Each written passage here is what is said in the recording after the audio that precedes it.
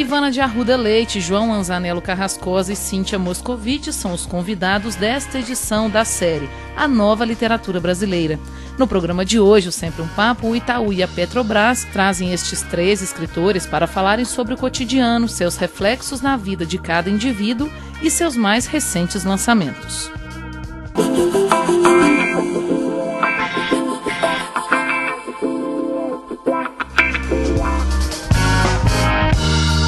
A paulista Ivana de Arruda Leite é socióloga e autora de diversos contos e romances, entre eles Falo de Mulher, Confidencial, Anotações Secretas de uma Adolescente, Eu Te Darei o Céu e Outras Promessas dos anos 60 e Hotel Novo Mundo.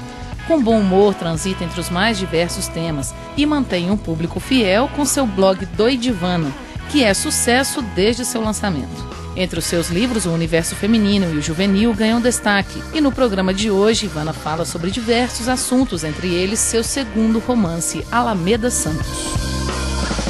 Alameda Santos. Vamos começar. Esse livro, a primeira palavra que eu li sobre ele é que era um livro para ser ouvido e não para ser lido. O que isso quer dizer? E como que surgiu a ideia desse livro? Qual que é o cerne dele? Esse livro, ele se divide em 9 capítulos. Cada capítulo é um ano, de 84 a 92, onde a protagonista ela grava uma fita todo ano, entre o Natal e o Ano Novo, contando como foi o ano dela. Tá? E isso se repete. Então, é por isso, vem daí a oralidade, né? Porque seria a transcrição das tais fitas. Só que as fitas existem, entendeu? Não todas, mas eu, em 84, exatamente, entre o Natal e o Ano Novo, exatamente, tinha levado um tremendo pé na bunda, peguei um gravador, uma cerveja, me embebedei e gravei, xingando o tal do menino que tinha me feito sofrer e querendo me matar. Então, era uma fita de despedida, fita suicídio, né? De suicida mesmo. E daí eu começo a fita falando: boa noite, senhoras e senhores. Quer dizer, uma suicida que pressupõe uma plateia. Daí eu fui bebendo e dormi, esqueci de me matar, depois que eu tinha feito a minha catarse. Ok, e esqueci o assunto. No ano seguinte, eu já estava bem melhor, apaixonada por um outro cara, gravei uma fita. Só que, quando eu fui pegar a fita, acredite se quiser, eu peguei a fita do ano passado para gravar em cima.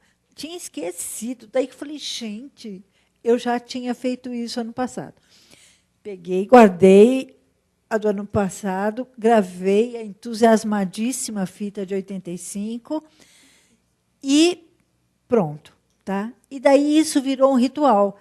A cada final de ano, com cerveja, ou com uísque, ou com vodka, ou quem fosse, eu gravava uma fita contando do meu ano. Claro que não existem as 9 fitas, tá? Existem algumas dessas. Claro que eu não vou falar quais são as verdadeiras e quais são as falsas. E guardei essas fitas comigo. Tá? Nunca pensei em fazer disso um livro. Eu sou amiga de muitos escritores, eu adoro cozinhar e vivo dando almoços na minha casa para turma. E daí, num desses almoços, lá por 2010, sei lá eu, estava Marcelino, Joca, Marçal Aquino, um monte de gente, depois de uma feijoada, depois de muita caipirinha. Falei, gente, vocês querem ouvir uma coisa? Uma fita que eu gravei uma vez e pus. O Marçal falou, Ivana, isto é um livro pronto, você só precisa passar isso para o papel. Eu nunca tinha pensado nessa hipótese, eu só mostrei porque estava bêbada e para a gente dar risada, porque eu acho barato, né, a ideia. Daí eu comecei a ficar encanada que isso daria um livro, Daí eu transcrevi literalmente as fitas, num primeiro momento, e daí eu brinquei de fazer literatura em cima. Tá? Então, as fitas existem até hoje. Eu pus para CD, porque senão elas teriam desmagnetizado já. E, então, é o meu livro de maior cunho autobiográfico. Tá? Embora eu não seja exatamente aquela pessoa, embora tenha muitos pontos em comum com ela, né? Ela nem tem nome no livro, as pessoas estão todas com nomes modificados. Agora, tem coisas que eu fiz questão de preservar, por exemplo, os fatos históricos, entendeu? E até recheei com mais alguns, para dar a ideia mesmo desse panorama. Isso eu acho, na verdade, o melhor do livro. Sabe? Não são nem tanto os casos da fulana e a vida dela, mas um retrato que eu faço da São Paulo do final dos anos 80 ao começo dos anos 90. A felicidade não dá boas histórias. Eu conheço milhões de mulheres bem amadas, mas o que eu faria delas? Mas se a mulher viveu um super amor e o cara morre, aí já começa a ficar interessante. Porque tem que ter perda, tem que ter dor para ter substância, para pegar o leitor. Como que é essa coisa de fazer ficção em cima da realidade, quando se tem outras pessoas vivas aí também envolvidas? Eu me lembro uma vez, na Flip de 2004, eu fui, e o Amos Oz, que é um escritor israelense que eu adoro de paixão, ele estava lá. Ele e a Nadine, que é uma outra escritora maravilhosa, que já ganhou Nobel e tal. E, num papo deles, eram só os dois conversando, uma das palestras. E ela brigava com ele, porque eles são amigos há muito tempo, e ele nunca escreveu a biografia dele, ou algo mais. Por mais que ele tenha escrito, não lembro... Não. Ela cobrava que ele nunca escreveu a época que ele esteve na guerra. E ele falava que não podia, porque envolvia muita gente. E a Nadine falou besteira. Ninguém se reconhece nos livros. Você pode escrever sobre quem você quiser, que a pessoa não vai achar que é ela. É mais ou menos isso. Eu escrevo sobre mãe, sobre pai, e a minha mãe lê e acha mais barato, entendeu? Graças a Deus, as pessoas têm um mecanismo que faz com que elas separem, entendeu? A minha filha, ok, existe uma filha de verdade, e aí tem uma filha, mas em nenhum momento ela se sente devassada, por exemplo, entendeu? Tanto é que, como esse livro é muito autobiográfico, claro que a primeira pessoa que leu foi ela, e claro que eu não lançaria se ela não tivesse me autorizado. Mas em nenhum momento, entendeu? A nossa vida é a nossa vida, a nossa intimidade é a nossa intimidade. No entanto, existe uma coisa aí que se chama o quê? Magia da literatura, que faz... Eu faço isso, entendeu? Eu consigo me separar da Ivana, autora de uma personagem que as pessoas podem até me confundir com elas. Não só nesse livro, entendeu? A maioria dos meus contos, se você for ler, você vai falar, nossa, sabe, são coisas da vida da Ivana. Mas não são coisas da vida. E você da Ivana. Nunca se sentiu devastado também? Não. Eu entrego até onde eu quero, é um processo totalmente consciente, racional. E existe uma ferramenta, um meio de expressão, que se chama literatura. Eu faço uso deste meio de expressão para me colocar no mundo, para expressar minhas verdades, para contar coisas, causos e emocionar as pessoas. Existe um outro nível de intimidade dentro de mim que eu continuo preservando. Por isso eu não me sinto devassada em nenhum momento. Isso seria uma violação, se eu me entregasse nessa medida que as pessoas imaginam que eu esteja me entregando. De alguma forma, o fato de gravar essas fitas, o fato de escrever esse livro, isso trouxe alguma ordem para o caos que você vivia? Porque se a história foi essa, a sua história de vida foi uma confusão, assim. Gravar essas fitas, de alguma forma, te resolvia, te organizava internamente? Uhum. Sim, sim. E foi muito importante isso enquanto recurso terapêutico. Se bem que o tempo todo aí eu fiz análise, né? Eu conto aí a minha saga com os analistas. O livro é dedicado ao meu analista e é o único que está com o nome verdadeiro. E eu acho que a análise me salvou, sabe? Mais do que a literatura. E claro que para consertar esse caos onde eu me meti, eu precisei de uns 17 anos de divã, bem deitadinha, para falar, agora eu superei, agora eu estou mais ou menos inteira, então agora eu posso fazer literatura em cima disso. Entendeu? Eu acho que não dá para você tentar escrever em cima de um conflito não resolvido. Só quando você consegue dar risada da sua desgraça, ou seja, vê-la de fora, não é?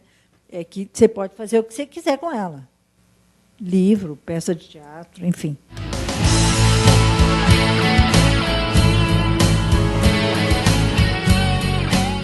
E a mulher é uma coisa recorrente, assim, é um gênero recorrente na sua literatura. Como que é essa mulher que a Ivana Arruda Leite escreve e traduz nos livros, assim? Olha, eu escrevo prioritariamente sobre mulheres, mas não quer dizer que eu só escreva sobre mulheres, né? O meu próximo romance, o protagonista é um homem, pela primeira vez. Mas eu acho que as minhas mulheres têm uma coisa em comum, que elas são bravas, elas são bastante neuróticas, elas são meio debelês. Apaixonadas, né? Muito apaixonadas, muito exageradas, levam porradas, mas elas dão muita porrada também. É uma mulher que é ferida, que muitas vezes é humilhada, machucada, mas revida. E se vinga e procura revidar a altura. Eu não gosto de literatura dita feminina, né? Principalmente aquela que faz da mulher uma coitada, que acha que a dor da mulher é maior do que a dor do homem, que ela merece muito mais a nossa solidariedade. Eu acho que a dor humana é a dor humana, entendeu? Sofremos todos, estamos todos no mesmo barco.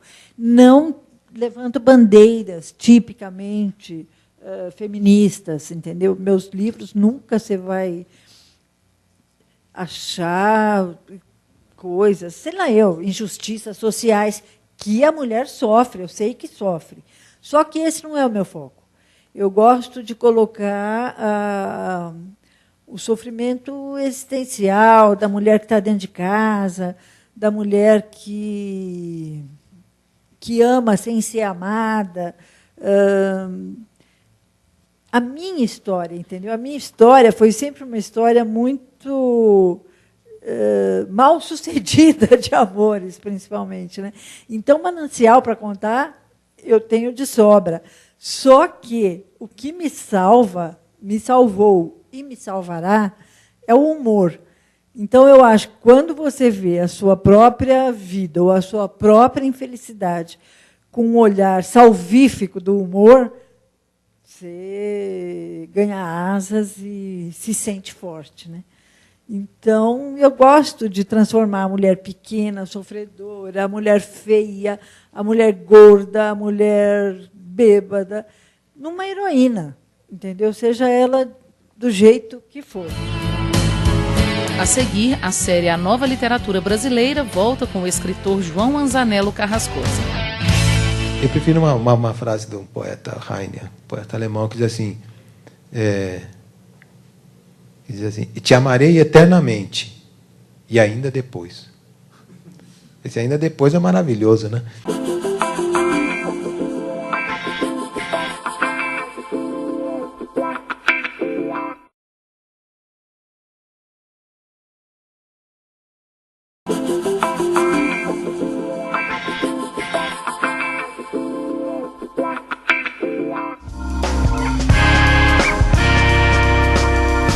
professor publicitário e escritor João Anzanello Carrascosa nasceu na cidade de Cravinhos, em São Paulo.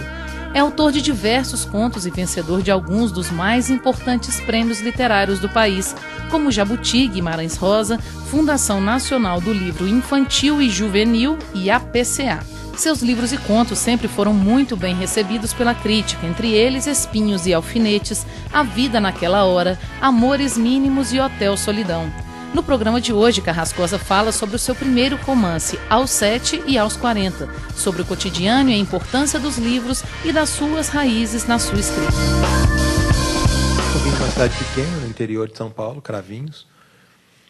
E nesses lugares onde essas cidades onde são orbitadas por pequenas propriedades rurais, campo, se conta muitas histórias, ou se contavam no passado, né, de coisas que teriam acontecido.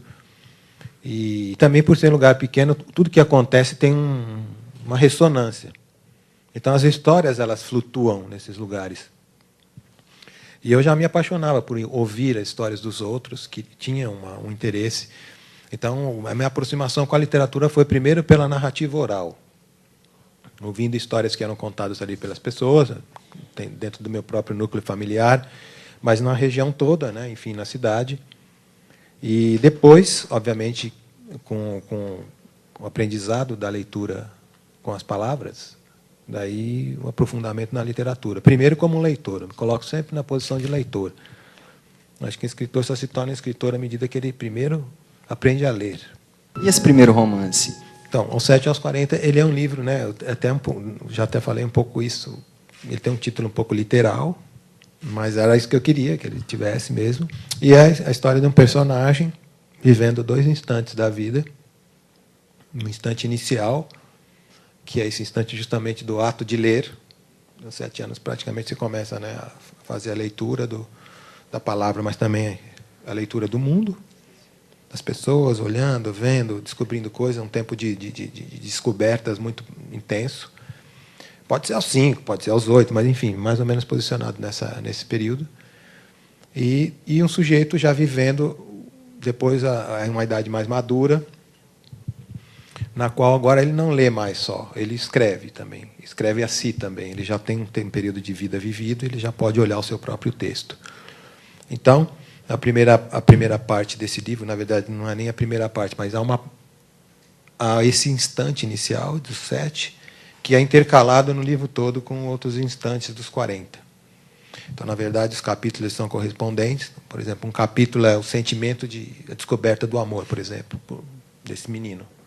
Todo mundo descobre amor em algum momento, né? Ele descobre com uma prima, né? Depois, correspondentemente à idade já mais madura, como é que ele descobre o amor? Como é que é o amor para ele com um homem de 40 anos? O que significa para ele? É um ato? É um sentimento ou é uma ação? É um aprendizado? É uma escolha? Como é que é? Então, eu faço sempre quadros que são, de certa maneira, coincidentes. Tudo que você escreve tem alguma coisa focada na sua memória, algo que você gravou, que você de alguma maneira viu. Não precisa ser aquilo que você viveu, mas alguma coisa que você presenciou. Eu pensei em fazer essa história, né? Quer dizer, tem algumas coisas que esse sujeito vai ter que enfrentar quando ele é pequeno, nesse embate inicial com o mundo, e bem mais para frente. Então, como é que eu poderia fazer isso? Num determinado instante, pensei em fazer. Eu fiz os textos dos 7 primeiro, depois fiz os de 40, que fossem dialogando com essas histórias que estão aí na infância. Depois eu achei que ficavam muito, digamos, demarcado esses 6, 7 capítulos iniciais com os outros 6, 7 capítulos. Daí achei que era melhor entremear. E um pouquinho antes da gente já estar com o livro na editora, eu propus para a editora que a gente começasse a fazer o livro, fizesse uma montagem dos 40 para trás. Porque os 40 contém já os 7, né? Mas aí a gente releu e a gente achou melhor fazer entremeado, porque o entremeado também te dá a chance, nesse tipo de layout, que a editoria de arte da Kozak Naif propôs, de você ler só os 7 na sequência, ou só os 40, porque eles estão em posições distintas, né, nas páginas. Até foi uma coisa que a gente pensou juntos. A parte de cima do livro é um verde mais claro, como se as águas desse rio fossem um pouco mais claras, né? Mais cristalinas, para você descobrir, né, as suas histórias. E as de baixo, a parte de baixo das páginas, são mais escuras, que é onde a gente ocupa com as histórias de 40. As minhas histórias são sempre lentas. Elas acontecem devagar. É uma busca para a descompressão do tempo que a gente vive, onde tudo é tão rápido. Para mim, a história precisa ter um ritmo, e é o ritmo do coração. Ao escrever esse livro, você revisitou de alguma forma a sua infância? Como que é a sua relação com a sua própria infância? A gente sempre escreve lembrando coisas, né? Trazendo aquele ambiente que você conviveu, aquilo de alguma forma pontua e dá algumas fronteiras para aquilo que você vai escrever, ajuda você da forma. Mas essa tua pergunta serve para qualquer outro tipo de obra que eu escreva. Que é o seguinte: tudo que você escreve tem alguma coisa focada na tua memória, que você gravou, que você, de alguma maneira, viu. Não precisa ser aquilo que você viveu, mas aquilo que você presenciou, situações que são extremamente tocantes. E um dia você vai acionar isso na memória, para escrever sobre aquilo. E aí, assim, eu acho que a memória, o passado, ele está o tempo todo com a gente. Meia hora atrás já é passado. Então, a hora que a gente entrou aqui já é passado. Eu já posso acionar para escrever. Né? Então, já posso falar disso. Por quê? Porque é aquilo que já passou. É muito, vamos dizer, marcante você ver que aquilo já passou. Que aquilo não faz mais parte. Que, no entanto, aquilo vai, de alguma maneira, também condicionar seu passo seguinte. Eu gosto muito de trabalhar com o mundo da infância, porque ele é um mundo justamente desse período de embate inicial com o mundo. E eu penso que a infância tem as suas complexidades também, não é só o mundo da puerilidade. E muitas vezes os textos que eu escrevo sobre a infância, eles são vistos pelo olhar do adulto, né? Então, que período isso significa? Como que esses personagens conseguem lidar? E a infância me parece que, por ser o início, ela já também consubstancia um certo fim. Onde a gente começa a se dar conta que as coisas terminam. E dos sustos, né? Os primeiros sustos que a gente tem. E, curiosamente, esse livro, Aos 7 aos 40, ele acaba sendo um pouco de síntese da minha obra, porque eu escrevi muitos livros infantos juvenis, entrando por esse universo mais da irreverência infantil, do período de encantamento, maravilhamento com tudo. E também, na área dos contos, eu sempre escrevi contos adultos, e visto, né, por esse prisma mais pesado da vida, às vezes mais cinzenta e tal, mas com possibilidade, né, de remissão.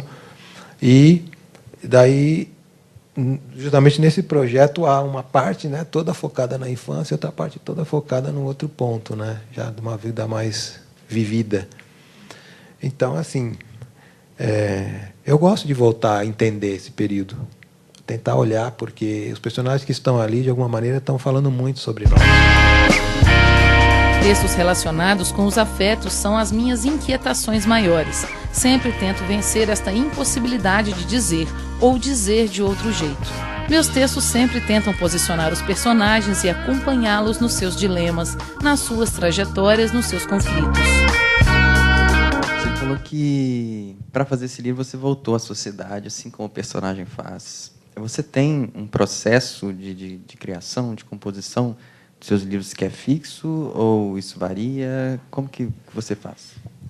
Eu acho assim, tudo depende do projeto. Tem projeto que você tem que fazer pesquisa, você tem que fazer leituras, você tem que se mergulhar em determinados assuntos, se serão tematizados ali, né, no seu texto.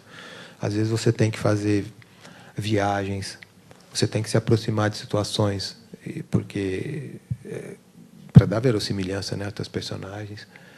Então, eu gosto de trabalhar com coisas que eu não sei também. É claro que, às vezes, eu, né, vou buscar coisas que eu tenho uma aproximação. Por exemplo, eu vivi numa região de café, depois de cana-de-açúcar, de soja, de milho. Então, aquilo eu retorno àquele lugar como a minha nascente.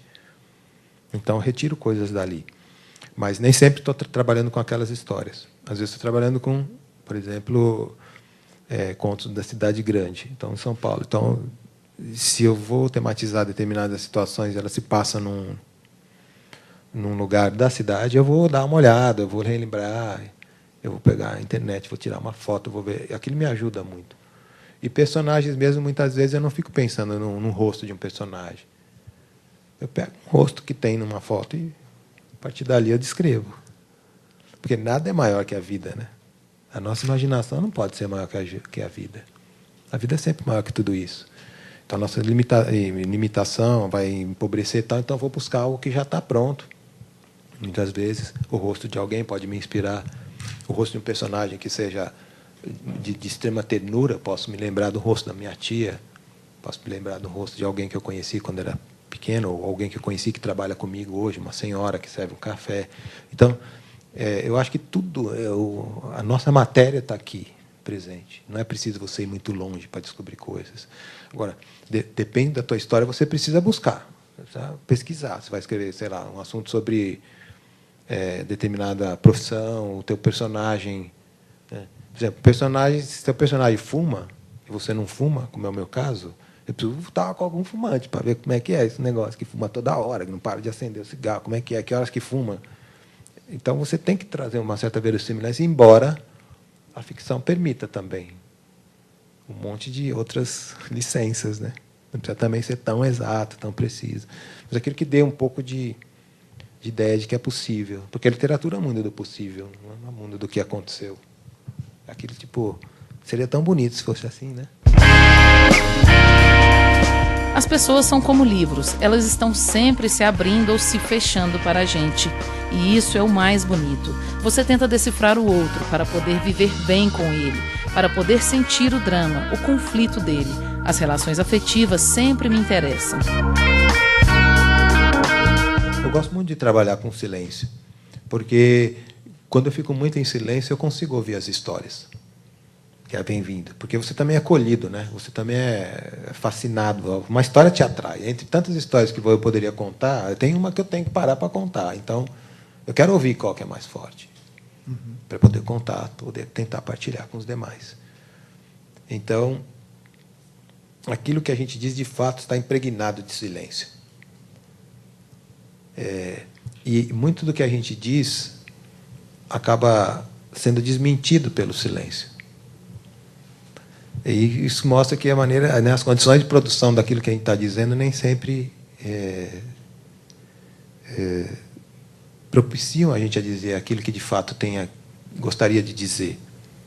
Então, as palavras vão também se esvaziando, né? A gente estava falando isso. Pô, você diz eu te amo, as pessoas dizem eu te amo assim a qualquer hora, né?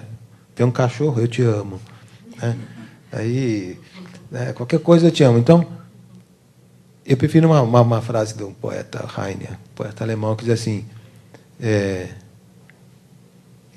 te amarei eternamente, e ainda depois.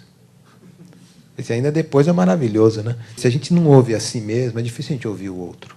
Se a gente não sabe quem a gente é, como que a gente pode saber quem é o outro? E que a gente pode também querer cobrar do outro, se a gente nem sabe quem a gente é. Se a gente não se ouve.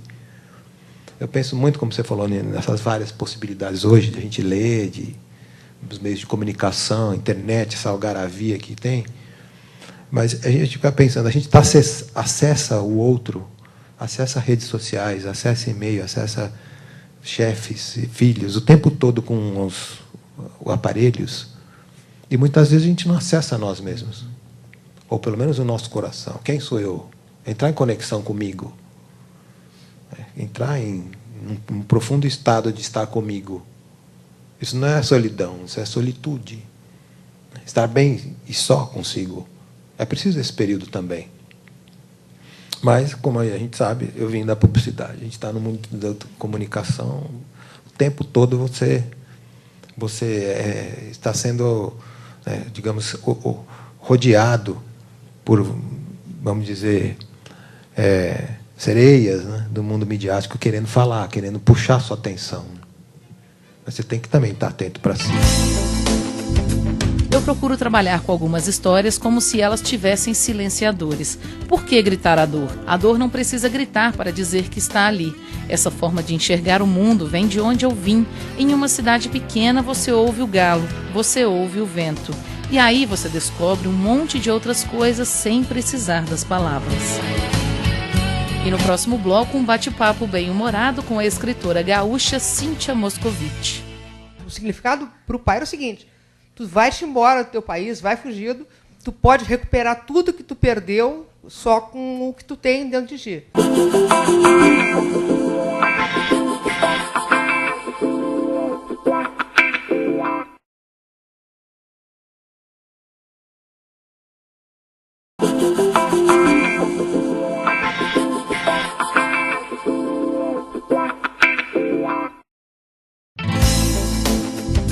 Gaúcha de Porto Alegre, é escritora, jornalista e mestre em teoria literária, esbanja bom humor. Cíntia Moscovitch não foge de nenhum assunto. É autora de diversos livros de contos e romances. A escritora já foi vencedora de vários prêmios, entre eles o Jabuti, e foi finalista do Prêmio Portugal Telecom. O Reino das Cebolas, Duas Iguais, Por que Sou Gorda, Mamãe? Mais ou Menos Normal e Arquitetura do Arco-Íris são algumas de suas obras. No programa de hoje, entre diversos assuntos, Cíntia fala sobre o seu 7º livro publicado, Essa Coisa Brilhante que é a Chuva. Como foi a sua trajetória? Como que você chegou à literatura?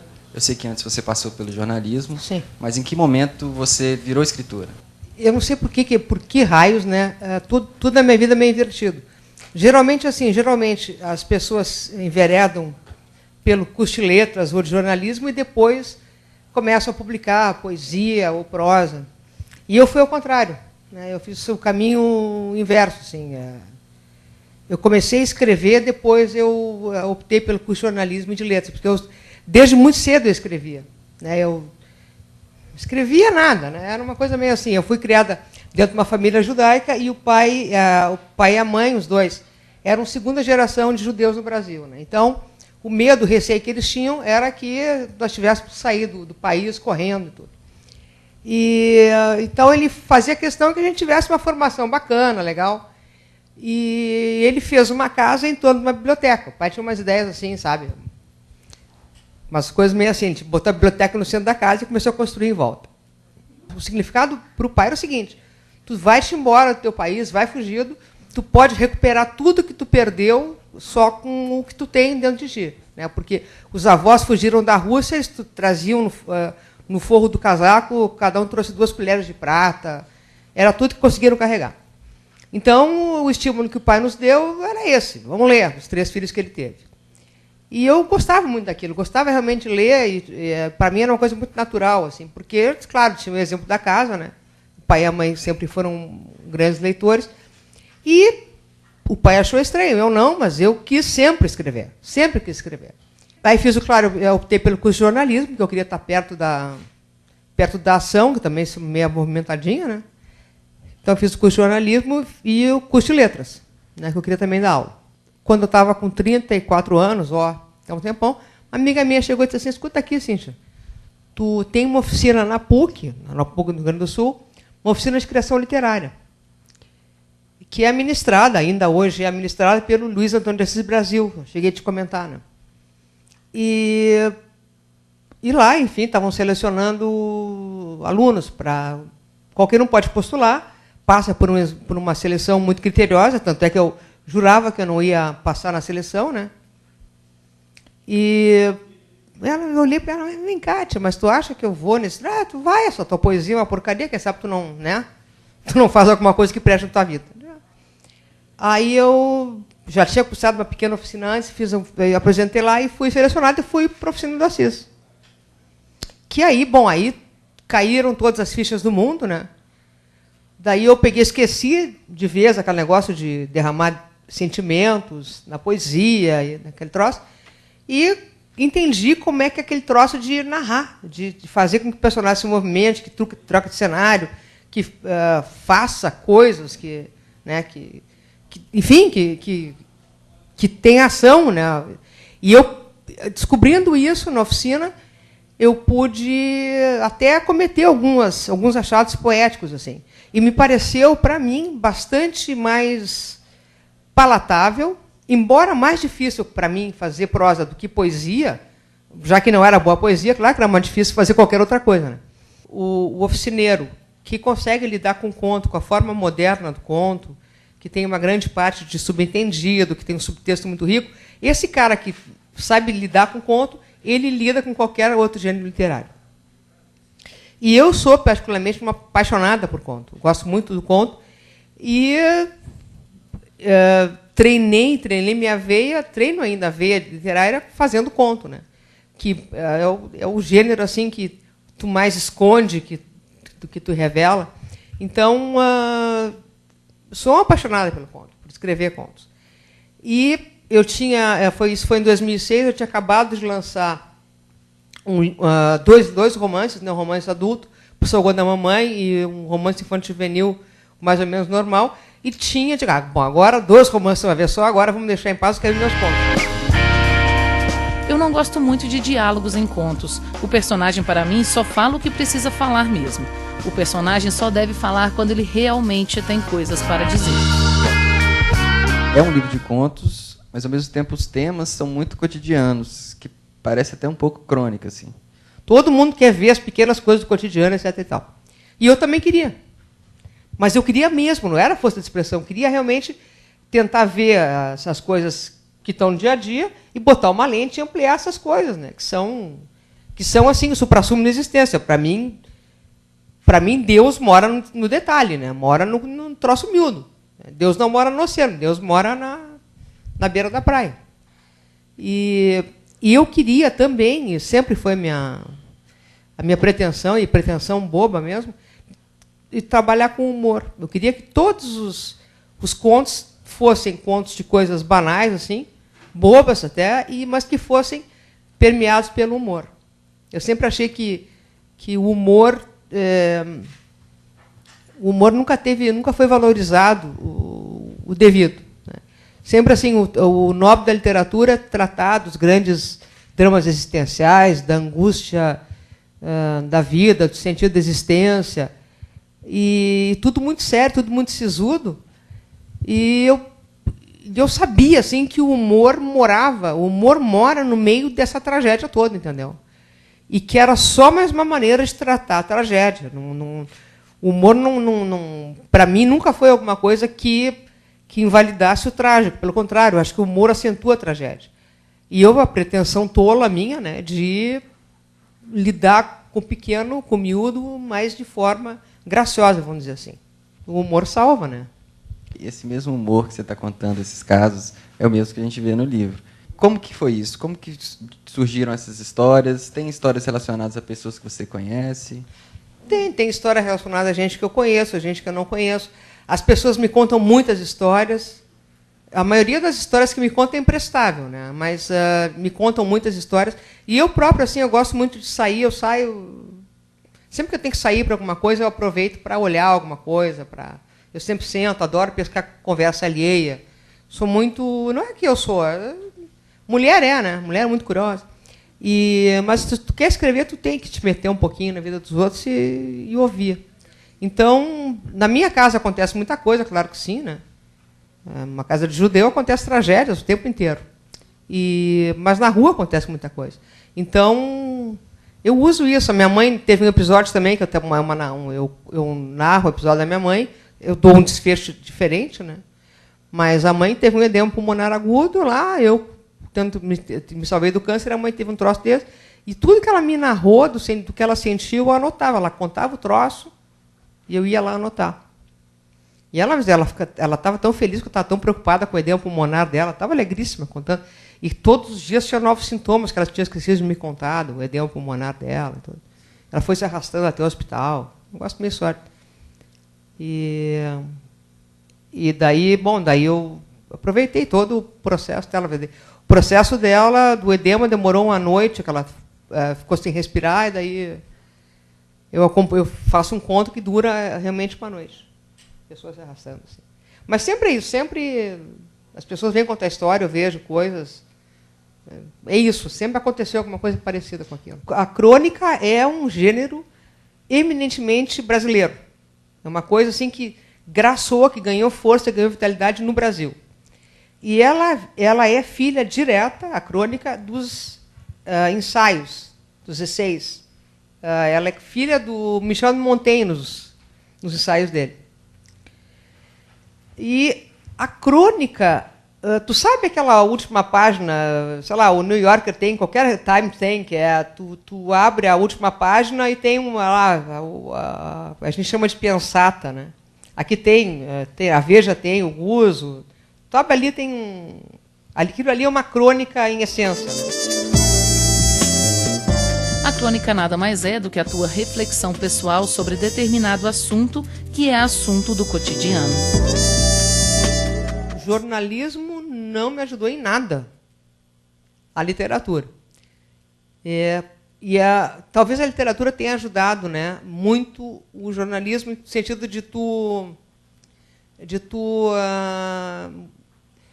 a literatura te ensina a buscar sempre a palavra exata e precisa. Tu não pode ficar enrolando. Tu não enrola ninguém, né? Tu tem que buscar a palavra que exprime aquilo. Então, eu acho que a literatura mais ajudou nesse sentido, de tu buscar a precisão. A precisão daquela palavra que corresponde àquela coisa ali. Tu entende?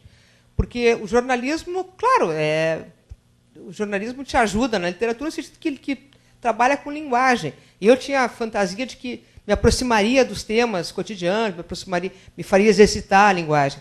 Mas acho que é o contrário, acho que mais a literatura te ajuda a fazer jornalismo. Eu queria saber o que te motiva a escrever, por quê, para quem, para que você escreve. Eu queria muito, assim, tocar piano. Tocar piano não deu. Sabe, eu tinha essa chinesa maluca aí que dava reguada nos meus dedos, não rolou. Aí eu queria desenhar, como eu falei. Não rolou. E, bom, então eu queria escrever, né, que era o troço mais bacana. Daí, como o resto deu errado, eu fui escrever. É só o que eu sabia fazer. Então, eu escrevo primeiro porque eu gosto muito, me dá um prazer físico, né, a escrita. É um momento assim que eu estou genuinamente dentro de mim. Assim, é uma coisa que... essa atenção superficial que a gente fica no dia a dia, assim, que, ainda mais hoje em dia que tem tanto apelo, tu fica assim, atento a tudo e atento a nada, né? E quando eu vou escrever, parece assim que eu me reintegro a mim, que eu sou inteira ali para o texto. Tem isso, assim, mas para quem que tu escreve, né? Isso é uma questão assim, mas tudo bem, eu estou escrevendo porque eu gosto de escrever, porque a mim me seduz, é uma atividade que é boa, é prazerosa, mas que raio, né? Tu escreve para quê? E muitas vezes, muitas pessoas, eu já ouvi muitos meninos dizerem, não, mas eu escrevo para mim mesmo. Mas ninguém escreve para si mesmo, não existe isso. O cara escreve para ser lido e o cara escreve para ser amado, tem que ter leitores. Tá, tem que ter leitores. Quem é o leitor ideal? Então, eu formei na minha cabeça e tem um cara, assim, que tipo uma câmera lá, um Big Brother, assim, que é um cara super exigente, muito mais exigente do que eu sou, né? E eu tenho que contentar aquele cara lá, tu entende? E aquele cara lá, assim, ele está esteticamente, ele é horrível, ele é muito ruim comigo. Esse é o meu leitor ideal. Ele é muito ruim comigo, eu não posso enrolar ele, eu não consigo enrolar ele. E esse cara é o cara que eu quero que me leia, entendeu? Que é aquele cara que está sempre me desafiando ali. O homem vê e não quer acreditar. Não pode ser, não pode, não naquele ponto, justo naquele momento, justo ali, a menina decidiu atravessar a rua. Justo quando um carro, já feito um risco de velocidade, bestial em brilho de pressa, surge de trás do ônibus. Primeiro o olho de um farol ciclópico, logo o outro farol a desmentir a unidade do primeiro, e logo a montagem de metal e borracha ultrapassa o ônibus e, perdendo a direção, muda de pista e acelera mais e mais. Tudo isso o homem vê, tudo isso desespera o homem, que tenta se erguer de onde está, como se pudesse erguer, como já há tempos não pode mais. E o Sempre um Papo, série A Nova Literatura Brasileira, se despede por hoje. Na próxima edição do programa, você assiste um bate-papo com Sérgio Alcides, Ricardo Aleixo e Cristiane Costa, que falam sobre poesia e jornalismo.